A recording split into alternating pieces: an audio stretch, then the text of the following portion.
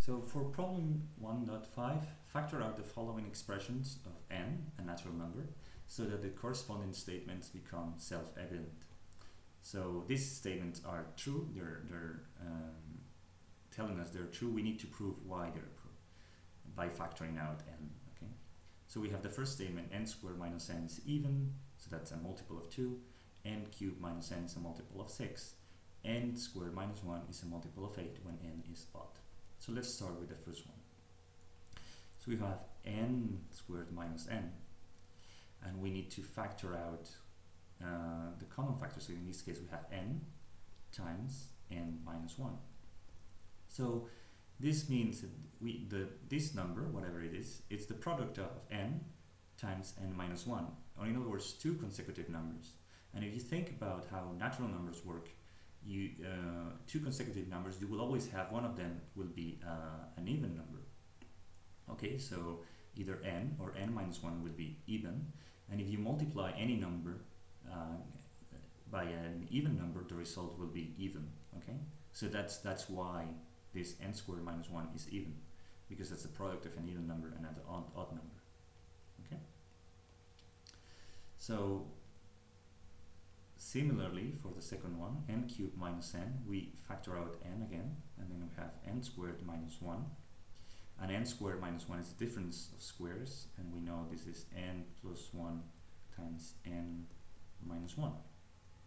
And so again we have two consecutive numbers, n and n minus 1, and n plus 1, which means that this number will be a multiple of 2 again, using the same reasoning as before. Okay, at least one of them, of these three numbers, and possibly two of them, will be even. So the product of anything by an even number will be a multiple of 2.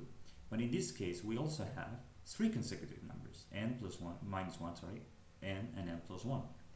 And then again, if you think about natural numbers, anytime you count three different numbers, one of them, and only one of them, will be a multiple of 3.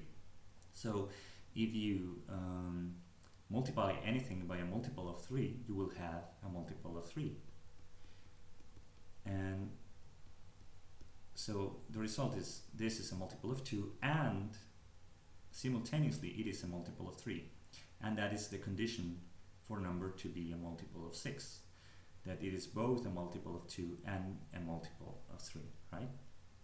So that's the solution for this one. Now for the last one, n squared minus 1 is a multiple of 8 when n is odd. So how do we deal with this?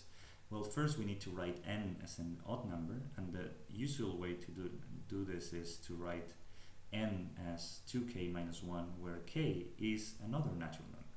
Okay, so if you start giving values to k, so if k is 1, then you have 2 minus 1, 1. If k is 2, is 4 minus 1, 3.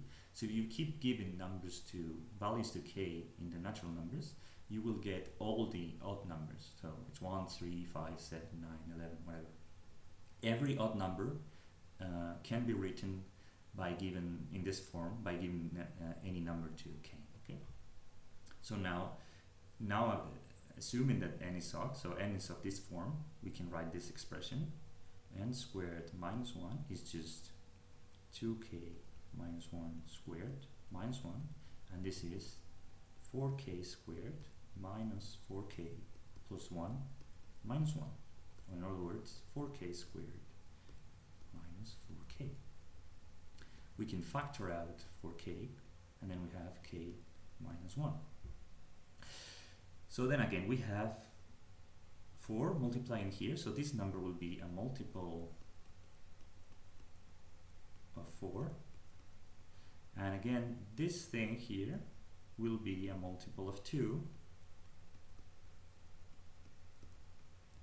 because of part A. Okay, it's the same reasoning that we used.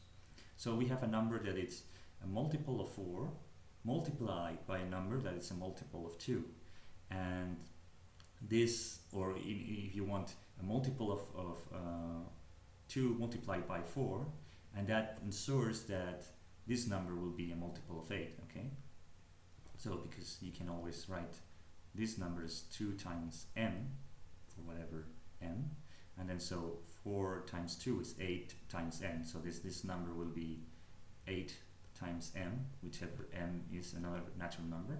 And so this is a multiple of 8. Okay, so that ends the